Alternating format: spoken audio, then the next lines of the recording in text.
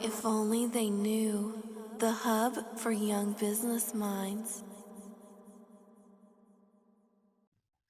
So, welcome back to another episode of the If Only They Knew podcast. Today, I'm joined by Joseph Valente, and I'm sure you all know him by now, but if you don't, he's a successful entrepreneur who won the Apprentice 2015, and hopefully today, he'll be able to really give you some tips and advice on how you can be as successful as he was. So, Joseph, thanks for coming on. I appreciate it. I know you always bring the energy, so it's good to have that energy here. Yeah, thanks, Ted. Really looking forward to the podcast. Really looking forward to engaging and bringing some value to your audience. Cool. So I always say, like, to understand where someone is now, I feel like it's always important just to step back and sort of look at how they were when they was younger. So if you don't mind, what was a young Joseph like? So look, let's go back to when I was 4 years of age, because in my autobiography, I talk about a 4-year-old's mentality, and my life took quite a dramatic turn, probably from that age, really. So I grew up in quite a poor background. My mum worked 3 jobs, mostly cleaning jobs for £2 or £3 an hour back then. My dad was an alcoholic, didn't work, not a good guy. It was very, very difficult. We struggled financially. We struggled to live happily. It was a tough time. And, as I grew up and as I started to get older, I always used to look at my circumstances. And, I remember from 4 years of age, 5 years of age, thinking, what is going on here? This can't be normal. This isn't right. How is this dynamic happening? And I remember making a promise to myself in those very early years that I wasn't going to live like this forever, that I was going to make sure as I grew and as I got older and as I became a man and as I took control of my life, that I was going to be able to change my circumstances and make sure that I provide the things for my family that I never had. But unlike many, Ted, and, talking to people that have come from a hard background, I was very, very lucky to have a successful uncle. So I used to see this guy once every 6 to 12 months, and he'd come down dressed in a suit, brand new BMW, brand new Mercedes. It was in the 90s, so he had a car phone with a wire on it, and all of that type of stuff. And I used to look at my dad, and I used to look at this guy, and I used to say, how can one man not work and have no money and drive a banged up old motor? This guy comes in a suit and he's sharp and so on. And I remember thinking that there's different options here. So I can become that guy if I choose to become that guy, or I can quite easily become that one as well. Yeah. So I was lucky to see 2 different variations of life. And I decided to go after the man and become the man that wore a suit and built a business and became very successful financially and so on. And that's what I was able to do. Yeah. And then, so when I hit the age of 13, my dad left, and, I'm 30 years of age now, and I haven't seen him since. Spoken to him a couple of times, but, the relationship died out. It's probably the best thing that ever happened to me. But at the same time, and we said that your audience will be able to relate, but, at the same time, I started to basically struggle with authority, struggle with people telling me what to do. It was just my mum, and I was becoming an adult or a young adult. And, I was very strong character and strong-willed anyway. So I kind of became lawless, difficult to control. I became, a delinquent child. I was doing whatever I wanted as a 13, 14, 15-year-old, staying out late, not coming at home, not going to school, skiving at every turn. And then basically by the time I was 15, everybody had sort of given up on me. I'd pissed off so many people that I was finally expelled. My life started to, take a downward spiral from there. So, like you mentioned there, sort of almost going off the rails. What was that? Just because of like your situation at home with the family, your dad not being there, or do you think it was sort of in you that fire, that weird thing that was making you sort of so almost proactive? You would almost go down any path. So I think there's a couple of things to take from it. So number one, yes, being at home was hell. I hated it. me and my dad were clashing, and then when my dad left, my mum found a new partner, and I had a stepdad move in, and I had to live with this guy that I didn't know, and it was horrible. And I was like, this is my domain. You're coming into my domain, and you know, it was very difficult it was very difficult for me to handle. You know, I'm an alpha male, I'm a lion, so you know, I found it as a direct challenge, and it was hard that way. But at the same time, you know, once again, I don't like being told what to do. I am a leader, and I believe that, you know, I'm the one that's right. You know, or back then I thought I was right about everything. Now I'm much more humbled with it, but you know, I know when I'm wrong, but I am also still a leader. So it's kind of like you're asserting your dominance, but you don't like being told what to do. And I didn't like being told what to do when it was things that weren't relatable. So I always go back to the lesson that we're punished at school if we're no good at a subject. Now, you know, take art, for example. I can't draw to save my life. So why are you marking me down as a bad student in art when I am never going to be able to draw?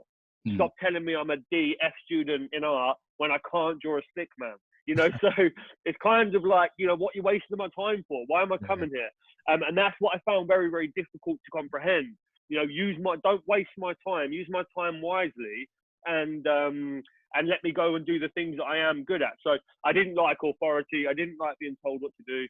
I don't respect people's opinion that I don't believe. You know, if you don't respect somebody, it's hard to respect their opinion. And there was a lot of people that I didn't respect at school. So I found it a very, very, very challenging place.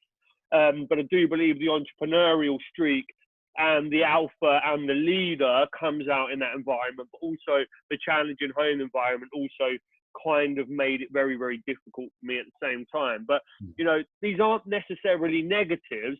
Most people looking from the outside in normal life circumstances would judge that as a negative. But for young aspiring leaders and entrepreneurs, you know, these are the things that make you, you know, a personality and make you a leader and make you strong. And, you know, as much as people try and suppress them, you shouldn't shy away from them because they are your attributes.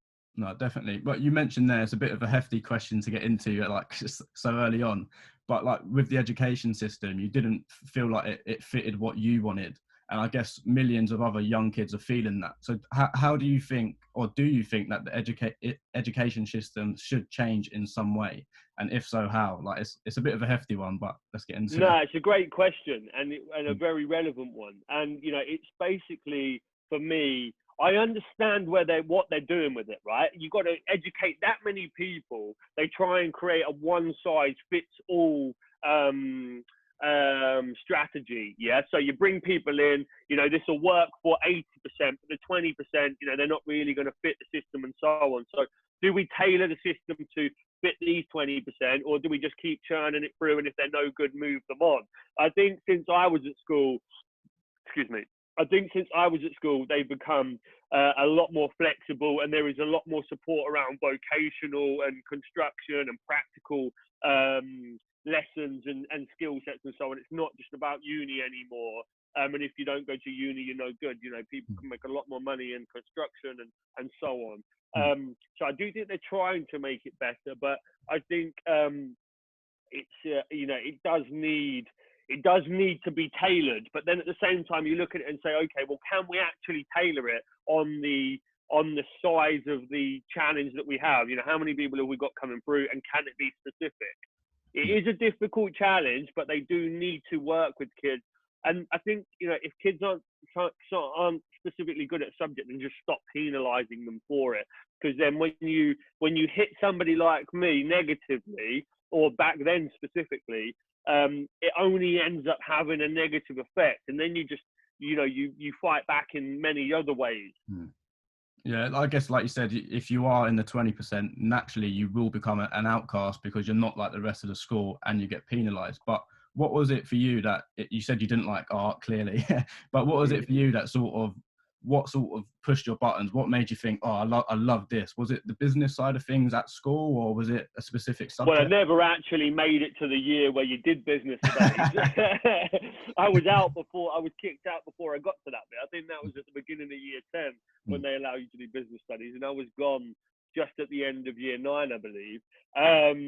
So yeah, I mean, I liked the tech design and technology, PE, anything outdoors, Yeah. anything practical, you know, science when we were doing experiments, not writing in the book.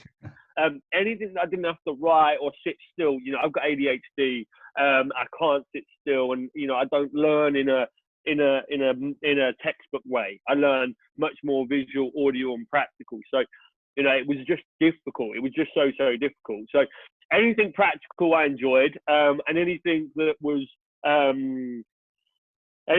textbook work, or I'd known enough about it, you know. So let's take maths, for example. You know, you teach basic mathematics, then you get to a point where do you need to learn about algebra and all of that type of stuff? I don't believe so. You know, I've ran a national company doing £1 million in sales a month that I recently sold, and at not one point have I ever had to use algebra. Yeah, I was expelled from school at year 9, and I ran a company doing 10 million turnover. So, you know, do you need these things? And then if you keep pushing that down someone's throat, then naturally, if they don't want to do it, then they're just not going to do it. So, you know, it is, it's difficult. So I think they teach the basics, and then, you know, like the old days at 14, if you've got the basics, you can go out to work rather than having to be forced through lessons that you don't want to do or you're not getting any value from, because they haven't helped me in the slightest in my future. Yeah, let's talk about that then. If you did leave school at such an early age, let's sort of tell the audience where you went from there and how you did it, if you don't mind. Yeah, okay, cool. So, look, I was hanging around with 18, 19, 20-year-old guys, you know, when I was 14, 15. I was in with a lot older people. And, you know, naturally, when you're in a circle like that, it, you know, you want to become like them. You're doing things that you shouldn't be doing at an earlier age because they are. And you know, you use it, and these weren't good guys. You know, they were bad guys. They were the ones that had been expelled from school the years before me, or, you know, they weren't the greatest crowd. So, you know, you got to look at it and go, and I did one day after 3 months of loving being expelled and being out in the park every day, you know, in the summer and whatever time it was, thinking, oh, this is great. And one day I looked at it and, you know, show me your friends and I'll show you your future. Now you look at who I'm hanging around with and their age, and I was thinking, you know what, in 5 or 10 years, there is no way that I can still be here like some of these guys. You know, they're 25 and still in the park on a day-to-day basis. So I remember saying to myself, look, Joe, man, you are destined for greatness. Just because you've been expelled from school, it doesn't mean you are by any means stupid or you're a bad person. Now it's time to show the world who you are. But remember this, and for all of the guys out there that are, you know, making excuses their whole life or got victim mentality about the circumstances, or, you know, you're pissed off because your dad's left or your mum's no good or whatever it might be, right? Those things are hard and they're horrible and it's not nice. But the reality is, right, you can either let that destroy you or you can use it to build you. Yeah. And, you know, I remember saying to myself that, you know, look, I'm here. If I don't do something right now, and it's to me, not to anybody else, if I don't do something, my life is never going to change. So I have to be the master of my destiny and change my circumstances. And remember, no one is coming to save you, right? No one is coming to save you. Don't think that one day life is going to give you a break and all of a sudden it's going to work out, because it's not. You've got to make the decision, and you've got to change your stars, change your destiny, change your future. So my best friend at the time, his cousin was a local plumber, and he had just turned 25. He was, you know, a well-respected guy in our area. He had a BMW, pretty girlfriend, and was earning loads of money. So I said to him, look, I'm supposed to be in school. Can I come and work for you for a year for free? When I hit 16, start paying me and put me through college so I can do my apprenticeship. I'll come every day, turn up on time, work hard, if you just teach me everything that you know. That's exactly what I did. And he, in return, repaid the favor. He taught me everything he knew. By the time I was 16, I'd already done a year of the trade, and went into college, and then he started paying me. And from then on, you know, that's where my whole career began, in plumbing and so on. So I basically exchanged my free time to work with this guy, learn from this guy. you know, and actually get ahead of all of those students that when we hit 16 and they just come out of school, I was already a year in the game.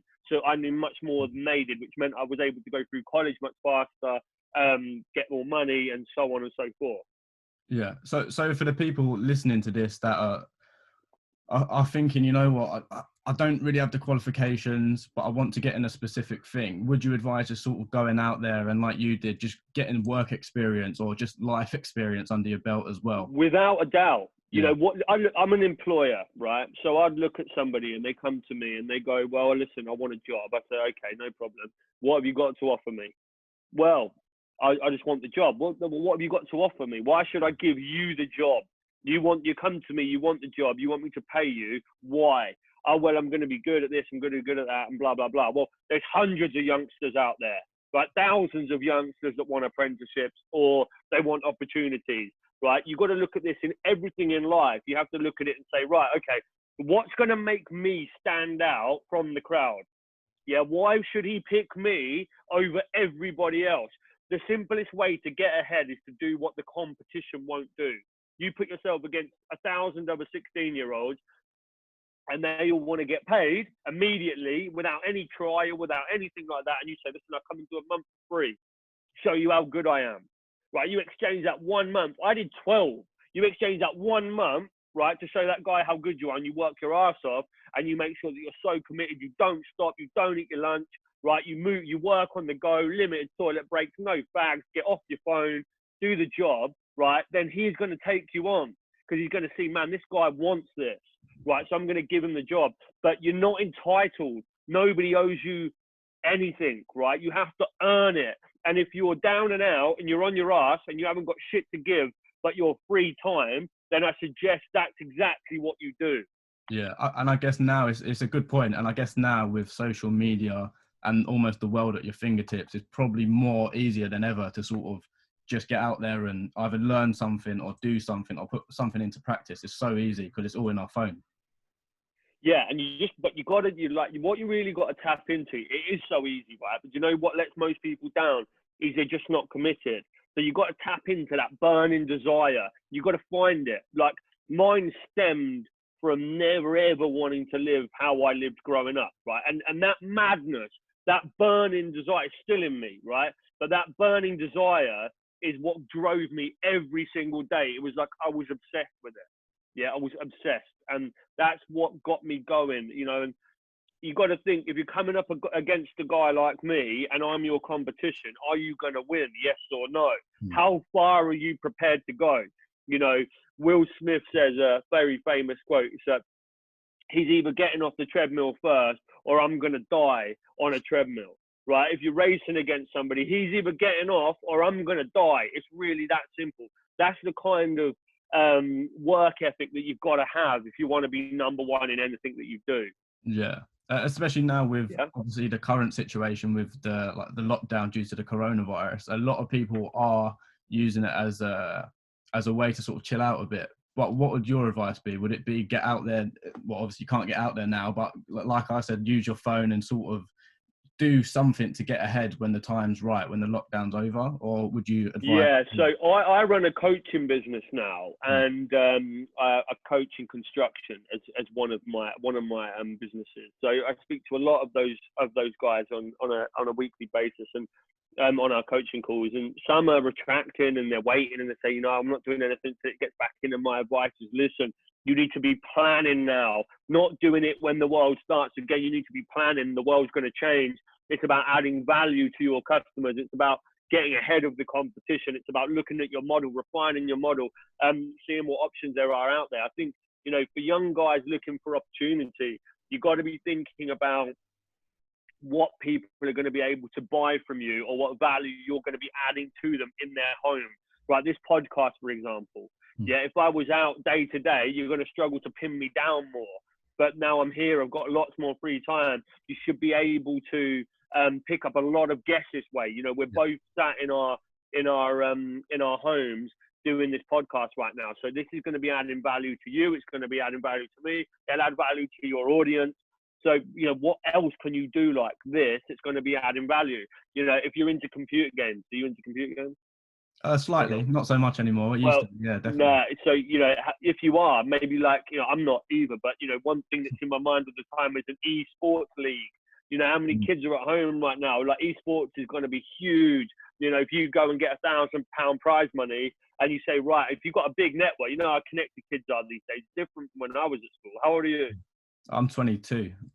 You're 22. Yeah. So, what's a 16-year-old or a 14-year-old look like now? How connected are they across their social medias? I have no idea. Yeah. But when I was 14, we were still knocking on doors to see if somebody was coming out, or you'd meet them at the shop at a certain time. It makes me sound old, but we did have phones back then. But it was just text message, no WhatsApp. Something like that. Getting £1,000 money down, getting 100 gamers to come onto this esports league, and start to build up a brand. They're at home. Like, how are you going to get £10 to enter from 100 people? You got your grand back, or get £50 to enter from 100 people. You got £5 grand. You make £4 grand profit from £1,000 in. Now it's so easy to make something from nothing. So think about the value that you can add to people in their home, because the reality is, this isn't going anywhere, and this is going to become a very normal part of life, being in lockdown and allowed out at certain times. So that's what I believe anyway. So adding value to people in their homes is going to be where you're going to win in the marketplace right now, and you've got to be thinking about what's the one thing that people want the most: entertainment. And I guess the lockdown is, like you mentioned, is sort of forcing that innovation. People are having to think outside the box. But if you don't mind, you mentioned the point earlier about destiny, and I feel like this is quite a good point to sort of talk on. Do you believe that everything happens for a reason, and like people are sort of destined for certain paths, or what's your sort of mindset on that? So I think that destiny is destiny, and that your life has already happened, and it's your choice to live it in the way that you choose. Now there can be multiple destinies, and they are driven by the decisions that you make on a minute by minute, hour by hour, day by day, year by year basis. Some good, some not so bad.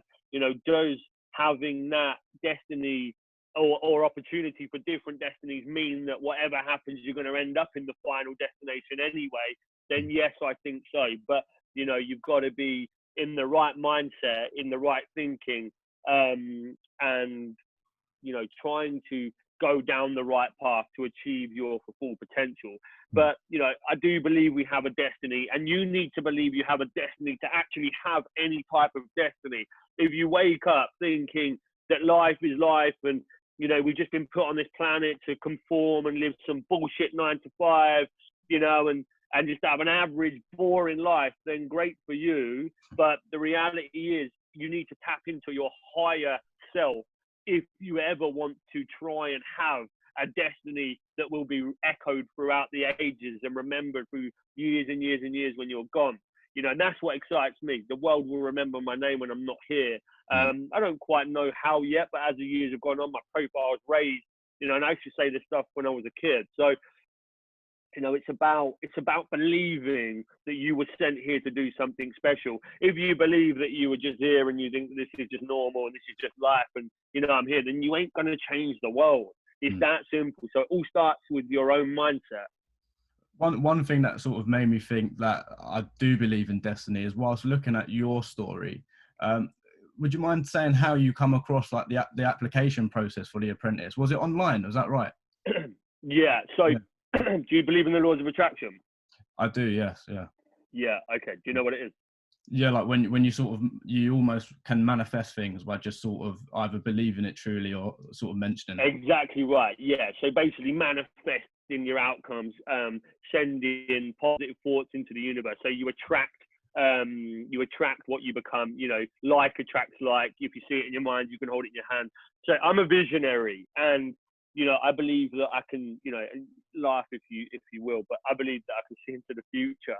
And if not like a clairvoyant can see into the future, but I can see into the future of, if I see an outcome, I can see it before it happens. So how I won the Apprentice was very simple. So in 2012, I just got back from Australia. I was 21 years of age. I'd been living there for a year. I'd been traveling. I got back into doing the gas servicing job that I was doing. I was doing okay at 21. I was 40 grand a year. I had my own house, my own car. But I was bored of my job. And it hit Christmas of 2011. And my mum got me Lord Sugar's autobiography for Christmas. Big, thick book. And what you see is what you get. And, you know, I hadn't read a book for years and years and years, like back in year 6 or something like that, yeah? So she got me this book. I was a mad Apprentice fan. I used to tell everybody, I'm going to be on the show. I will dominate that show. I'll win that show if I go on it. And I read this book cover to cover, right? And what I saw was how this guy from a council estate in London had gone on to create a billionaire wealth in one lifetime. And I watched his story and I read his journey. And although it inspired the hell out of me, it literally changed my mind, changed my thinking, changed my DNA. All I could think was, he's no different to me. Like, I couldn't see any magic formula. And up until that point, I wanted to justify rich people or successful people having some magic formula. The reality is it's not. Okay, there is a formula, but it's backed up by hard work and so on, and anybody can achieve it. So I decided that I was going to quit my job. I took out a £15,000 loan from Tesco's within 48 hours, quit my job, bought a van, and started my business at 22, which was Imprigate. And when I quit, I was so obsessed, right, with believing that because I quit my job and this was all destiny and, you know, and everything else. If you go on my Instagram and scroll through, there's a Law of Attraction video of me recording videos prior to the Apprentice, saying, I'm going to win, I'm going to win, I'm going to win. This is pre-audition. Lord Sugar's already chose me. I'm already hired. Go and find it. It's powerful. Wow. You know, it's got me with the moustache, and I was about 24. It was about 6 months before I went on the show. But these 3 years before, I knew that I was going to meet him. And then anyway, fast forward January the 11th, 2015, I was 25 years of age, 3 years on. I'd grown my plumbing business to $500,000 a year. I had about 7 plumbers working for me. We were doing really well in the local area. And I'd leveled off. I was a bit complacent. I didn't know where to go next, but I knew I needed mentorship. I knew I needed cash, and I knew I needed exposure. I wanted the world to know my name. So I walked in one night and I was having a shitty day, got my phone out, looked at the phone, and it said final call for the Apprentice, 24 hours to apply. And in that very moment, I knew I'd won. I knew my stars had aligned. I knew the universe had connected the dots, and I knew that was my opportunity to take it, and that if I applied, I was going to win. And the rest is history. Yeah. So I'm trying to figure out like how you had that vision, and you didn't know the exact steps in terms of perhaps what they'd look like, but very quickly you began like piecing these together. So like, can you try and explain somehow how you came up with those steps, or was it literally just getting out into the world and sort of working it out as you was there? Yeah. So so you know, there's a saying in the Bible. It is done unto you as you believe. Yeah, ask and you shall receive. So basically, show you and I'll believe. So there's another saying, and this is pinpoint to what you've just asked. Show me and I'll believe. Believe and I'll show you. Yeah. So most people, they say to God or the universe, show me, and then I'll believe. Show me, God, that I can win. Then I'll believe you that I can do this. No, it's believe, and then they will show you. Yeah? Wow, okay, yeah. Believe, and then they will show you. So my success formula is this, right? Vision. Everything starts with vision in your mind. You must vision it here. See it on your mind before you can hold it in your hand. Number 2 is feel. You have to feel it. I feel every moment, right? I used to repeat every night. You're a winner. You're a winner. You're a winner. Joseph, you're hired. Joseph, you're hired with the finger. Joseph, you're hired. Feeling what that would feel like. And then you speak it. Yeah. So it's vision, feel, speak. And then I used to say, I'm a winner. I'm a winner. I'm a winner. I'm a winner. Non-stop. And then finally, number 4, this is a step to Law of Attraction success, is believe it. Okay, you have to believe. Listen, when they knew that I was going on the show, my family, and I couldn't tell many people, they were like, "Whoa, how's this guy got on there?" Yeah. And I used to say to my mum, next time you see me, I remember that when they dropped me off at the train station, because I went away for 9 weeks, I was 25. I said to her, listen, mum, when you next see me, I'm going to be the winner. Yeah, and she said back to me, oh, you'll do well, son. And she did not believe. No. She did not believe. But I knew. I knew, right? I knew. And I didn't know how. Yeah, but I dared to dream. I dared to believe. And it's not about having the journey mapped out for you, right? Okay. Believe and I'll show you. It's probably the most powerful analogy that I can use for you to put that into perspective. Believe and I'll show you, not show me and I'll believe. You just have to believe that somehow the dots are going to connect.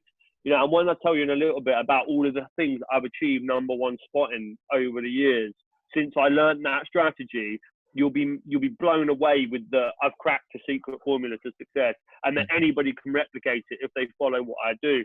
It's quite straightforward, you know, and this is what all successful people do. But remember this, if you think what I've just said is crazy, right, go and Google law of attraction on YouTube and then to watch how many successful people, right, are saying law of attraction, sports players, actors, comedians, successful business people, everybody that preaches it is a successful person. Then go and tell all of your bum friends that don't believe in it. Okay, they're not all bum friends. You know, I'm just on a roll. But go and tell the bums that don't believe and that question every single thing that you do, right? And they say, oh, that's a load of mystic magic bollocks, right? Then say to them, okay, so who am I going to believe, you or all these successful people? That was the easiest answer for me. That just answered it. And then after I saw that, then I didn't need to question it ever again. You understand? Yeah, that makes sense. So like, then how do you deal with, like, for the people out there like you sort of had that, not criticism, but maybe like your parents not believing in you as much? Is it literally just that simple? You listen to the people who have smashed it already, or is that a bit too harsh?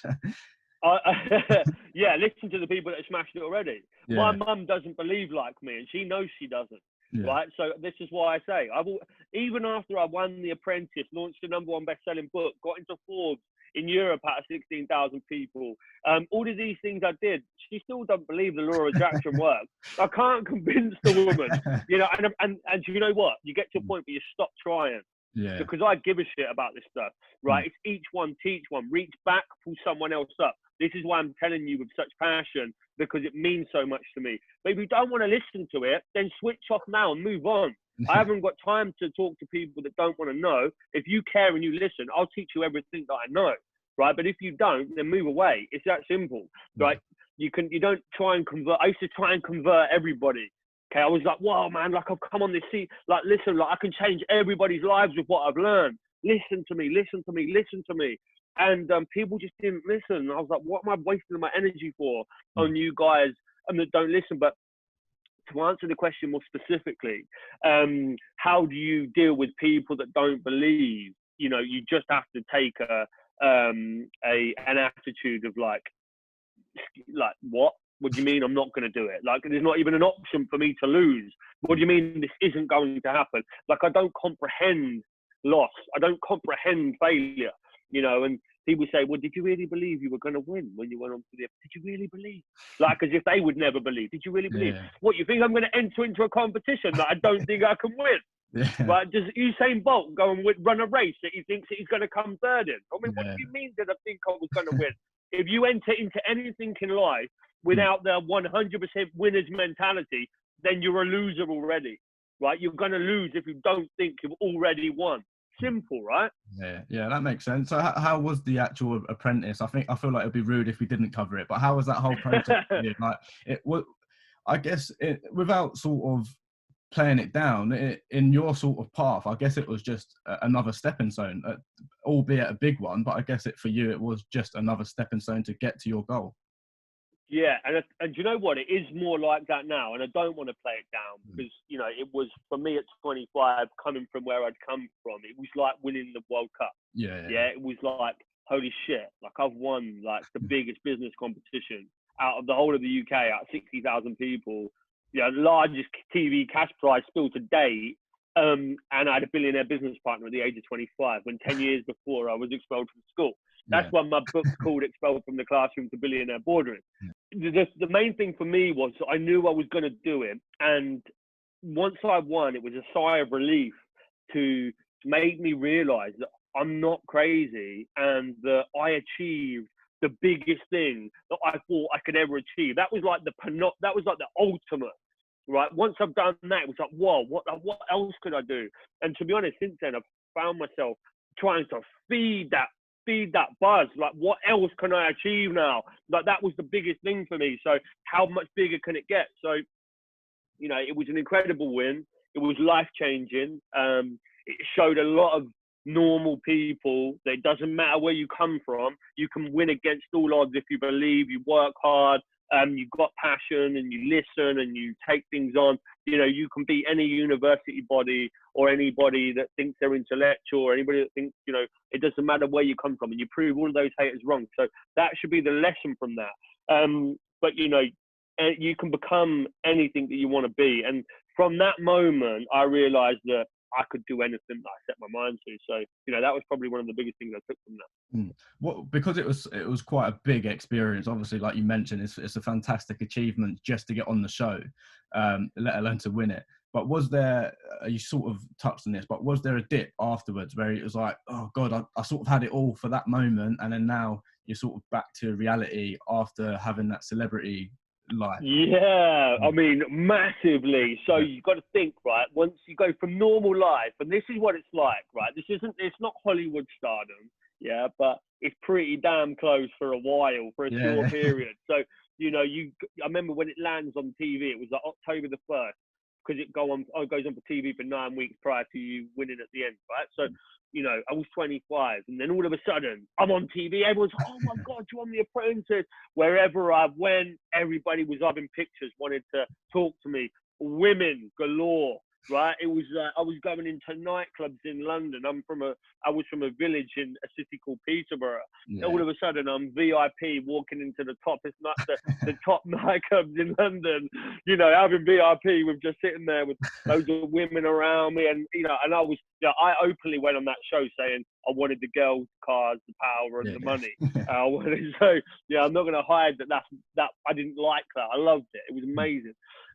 So, you know, you just got so much attention, and it was just like, you know, wherever you went, it was just everybody, you know, wanted a piece. And then when you win, it's like, oh man, you're the boss, like the absolute boss. And I wasn't expecting how incredible it was going to be. So then when Christmas is over and you come back to reality, don't get me wrong, I rode that win for a couple of years after. You know, I made the most of it. Still to this day, but yeah, you know, when you have to go back and start going back to business and running a plumbing business, then shit hit the fan. So like reality kicked in, and I was like, you know what, I want to be in nightclubs in Ibiza and London. I don't want to be running a plumbing business. It ain't the most exciting, sexiest business in the world, is it? I'm not, you know, so there's no point in pretending that it is. It isn't. Yeah, it's a plumbing business at the end of the day. So I tried to make the plumbing business as exciting as possible, and you know, and to feed that buzz was the journey of the business. You know, I built that business from The Apprentice from £500,000 to £1 million in sales a month. You know, £500,000 a year to £1 million a month to a national company with 150 people. You know, and I just had to feed myself like with you know, the growth. Like that was the only thing that could make it exciting, was to dominate the sector. You know, I had to dominate to become number one. So. That was what made me feel good and move my ego. But, you know, as I said to you, it was a bit like, you know, like Tyson Fury speaks about how he beat Klitschko and then all of a sudden it just drains from him. It was, you know, in my own little way, it was kind of like, well, that's what I'd set my mind on doing. And then actually the win was kind of bittersweet because I didn't want it to be over. And then it's like, well, what else do I do now? So, you know, in 2017, I launched a #1 bestseller. I once again using Law of Attraction, and we sold a few thousand copies, and I hit #1 on the charts on Amazon. I then applied for Forbes 30 under 30, which is probably as good as The Apprentice globally. And out of 16,000 people, I was picked as one of the 30 under 30 to watch in Europe. Very prestigious business award. I launched a #1 podcast on iTunes called The Social Entrepreneur. It was only a short series, but I got it to #1 in the world. On the iTunes leaderboard. so like I've just found myself like having to keep feeding that buzz, like what else can I do? And Impregas recently became national. Like that was the dream since day one. In 7 years, I went from one man in a van to a national company. Then I sold that, and it's a bit like, okay, now I've done TV, I've done books, I've done podcasts, I've done business. You know, what more can I now do? So, you know, for me, the next thing is like global. So my next business strategy is to go global. You know, I need to feed again with something that, you know, something that I could never achieve. You know, the only thing that gets me going with energy like I'm talking now is thinking about being a billionaire, having a super yacht, having a jet, you know, being president of the United States, you know, whatever it might be. I need something almost impossible to excite me now. Well, we're on like a little timeline here, like in the background of all this. So like, let's bring people to where you are now. So if you don't mind explaining what you're up to now, you're obviously sporting the Gentleman Co t-shirt as well. So if you don't mind. So I exited Impregas in December. So I sold that business. I've moved on now. That business has been bought by new owners and is being run. And, you know, we achieved national status for that, which is pretty incredible. Yeah. And then I started a coaching business, which I've been running for a couple of months, that I got to 30,000 in sales a month in like 6 weeks, which is pretty crazy. Yeah. We've launched a t-shirt range called the Gentleman Co, which you can see here, putting on a bit of weight from this lockdown. Yeah, we've got that going on. We've got another personal development business called The Power to Succeed, where we're launching a load of online courses. So asking about what I'm doing, you know, I recently set up an events business where we were doing big events in hotels. I set that up like a week before lockdown kicked in, you know, or a week before Corona mass gatherings kicked in, then a week after lockdown kicked in. So that shut that business down. So now we've pivoted and we're launching online. So everything we do now is going to be online courses and so on, how to launch a podcast, how to write a book, how to make sales and blah, blah, blah. So we're doing loads of courses, which will work well. But, you know, I'm trying to make sure that I don't jump into the next thing. Now, you go back on my story, I got into plumbing because I was desperate. And if I didn't do that, I would probably ended up in jail or, you know, I was going to be in bad trouble. So that saved me, but I got stuck in it for 15 years. Now, I never wanted to be a plumber. I'm not saying there's anything wrong with being a plumber. Plumbing changed my life, you know, and I became a CEO off the back of it and a businessman. But, you know, that wasn't my end goal. And I think something you said earlier about your stepping stones, you know, the way that I always look at it is like this. And my uncle said to me, you always should to keep you motivated. So you walk to the bus stop, you get on the bus stop, it takes you to the train station, you get on the train, it takes you to the airport, you get on the airplane, it takes you to another country, and then so on. Remember, your journey has different modes of transport, and you must use each moment in your life to take you to the next level. Impro got me to the big leagues. It taught me how to run a big business. It, you know, got me on the Apprentice and Forbes and everything. So that was the most incredible journey I could have had. Now it's time to get into the bigger vehicle and go on to the next level. So, you know, that's where we're at, really. Same vision, same goal, pure domination, living out the destiny, you know. But now for me, it's not so much materialistic items that I'm trying to chase down. You know, I had penthouse apartments, I've had amazing cars, you know, I've had all of the things that I ever wanted as a young man or a 20-year-old, but now it's about giving back, adding value, creating a legacy, you know, that can go on to last a lifetime. It feels like you sort of touched upon it there. It feels like you're living life almost in chapters. So in the early chapters, was looking back now, was there anything you sort of wish you knew in one of those earlier stages of life? I think, I don't know about wish I knew, but I think because the advice that I would give myself is that you can do it. You know, you can do it. Because everyone used to tell me I couldn't do it, but no one backed me. But I was always that guy that was crazy because he said he could do these things that was never possible from where I came from. You know, and I would always say, yes, I can do this. You can't do it. I can. You know, you might think no, but I think yes. So, you know, keep going. Don't give up. You can do this. Like, it will work out. Keep focused and, you know, believe in yourself. First and foremost, always back yourself. So, you know, that would be the advice. In terms of the things that I wouldn't do, um, the only thing that I probably would have done differently is looked at a sector that would have made me more money. I've worked extremely hard in business, right? And building a plumbing business, like, you have the same 24 hours in a day. I spent 8 years building that company to national status, but because it was a plumbing company, I only made so much money. If I'd have done that same level of work and it was in technology, I would be, multi-millionaire right now, you see? Yeah. So the same level of energy and work goes in, but don't ride a shit product, okay? For all you aspiring entrepreneurs out there, pick a product that's in a attractive, high margin market, because you still have to deliver the same amount of effort to get it off, except for this one makes less money and this one makes a shitload more. So focus on something with bigger margins, because you will get much higher rewards for the same level of work. Yeah. Well, you mentioned as well, like all the cars and stuff, you've pretty much had all the materialistic things that you said you wanted when you was younger.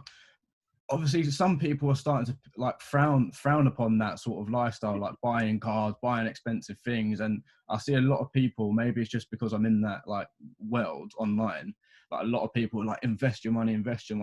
But do you think in a certain extent, like you should just get that out of your system, the cars and stuff, if you can? 100%. I blew so many hundreds of thousands of pounds in my 20s. You will never you never comprehend the amount of money that I've spent on partying and stupid things, yeah? And going out and women and dinners and restaurants and mad holidays. But at the end of the day, is I'm 30 now. That isn't my vibe anymore, right? I don't want to go to nightclubs. I'm not an old git, don't get me wrong, but I'm done with, I'm done with going out and, and partying and wasting money. But, I still would have come to this person that I am now, right? And I still would be thinking like this. So if I had saved loads of money and I had 10 million, 100 million sat in my bank untouched right now, right, I wouldn't be spending it on partying, because I've matured in my person.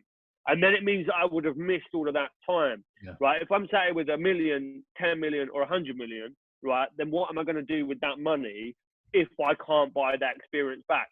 I always look at somebody like Gary V, and I respect that guy and I love his work and everything else. And he talks about how he missed his whole 20s working in this shop 7 days a week, didn't go on spring break. He's like, while my mate Josh was out there banging girls on spring break, I was working in the shop. At the end of the day, he's now 50 years of age, and he's an icon. But he'll never get his 20-year-old self back. Yeah. And when you're a 20-year-old lad, enjoy it. You're a guy, you want to have fun. Money, whether it's 100,000, £1, 100,000, 1 million, 10 million, 100 million. There's so much time to make it. Money's not hard to make.